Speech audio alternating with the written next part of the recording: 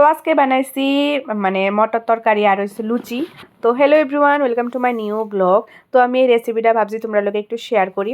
তো এখানে আমি আদা কাইটা মানে কি কয় এটারে ক্রাশ করে রাখছি, আর হচ্ছে আলু আর মটরটিরে সিদ্ধ করে রাখছি।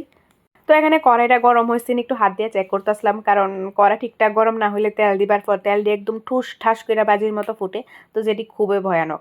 তো এর লাগে আমি তেল মানে কড়াইটা গরম হয়েছে দেখছি, কড়াই গরম হবার পর দিয়ে দিচ্ছি সর্ষা তেল, তারপর এক এক কইরা মানে তেজপাতা, শুকনা মরিচ, দারচিনি, এলাচ আর হচ্ছে আদা, পাঁচফোড়ন সবই দিয়ে দিছি।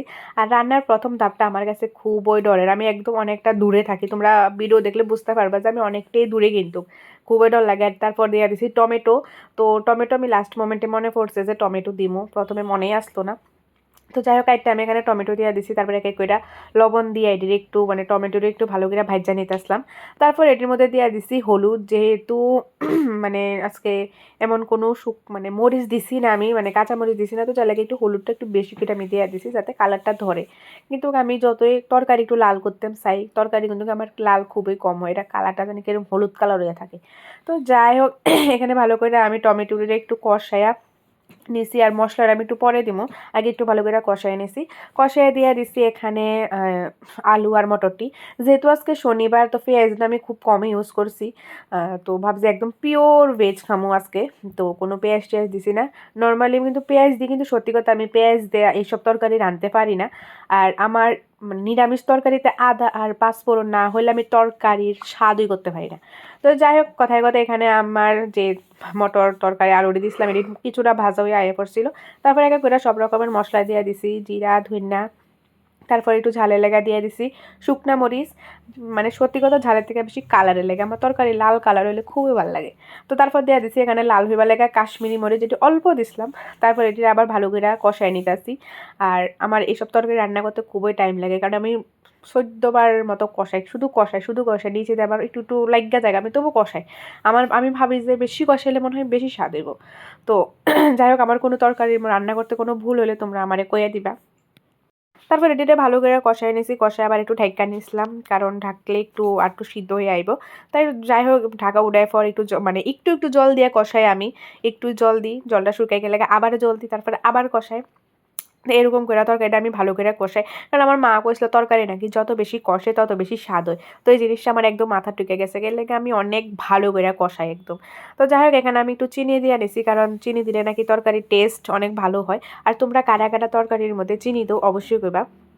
তো যাই হোক, চিনি টিনি দিয়ে কালকে যে ভাজা একটা মশলা করে রাখছিলাম এটাও দিয়ে দিছি। এখানে আমি কোনো প্যাকেটের গরম মশলা ইউজ করছি না, ভাজা মশলাটা ইউজ করছি। তো ইউজ করে এখানে ভালো করে লাইরা জল দিয়ে আবার একটু ভালো করে কষাইতাছি।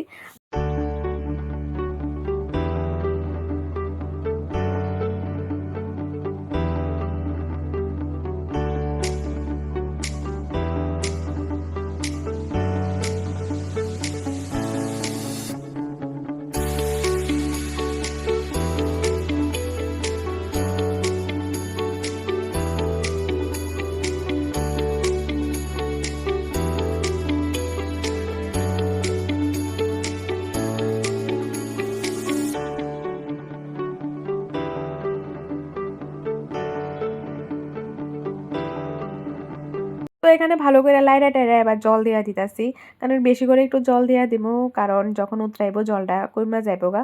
তো এখানে আমি জল টল দিয়ে সুন্দর করে লাইরা রেখা দিছি। তো এখানে আমি লুচি লেগা ময়দা রেডি করে নিতেছি, কারণ আজকে লুচি খামো, আগে আমি ভিডিওর মধ্যে কইছিলাম লুচি খামো।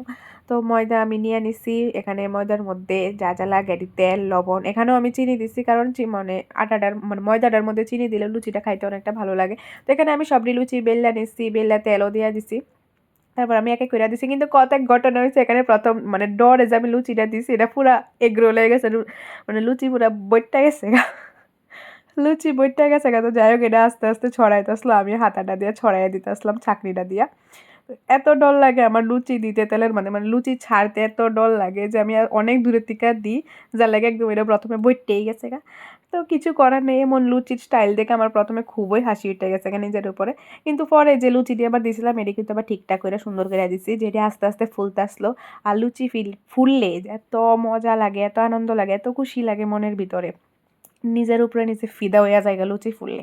তো যাই হোক এখানে আমার এক এক করে সব লুচি বেলা হয়ে গেছে, আমি এখানে সুন্দর করে সাজিয়েও নিতেছি।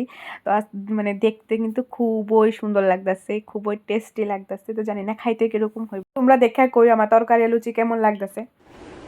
তো আমি ওখানে খামু, এখানে এটা ছোলার তরকারি আছে মানে এখানে লুচি খাইয়া দেখি নিজের হাতের বানানো।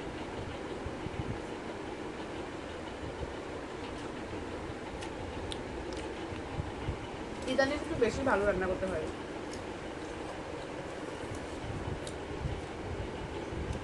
লুচিটি দারুণ হয়েছে, দারুণ।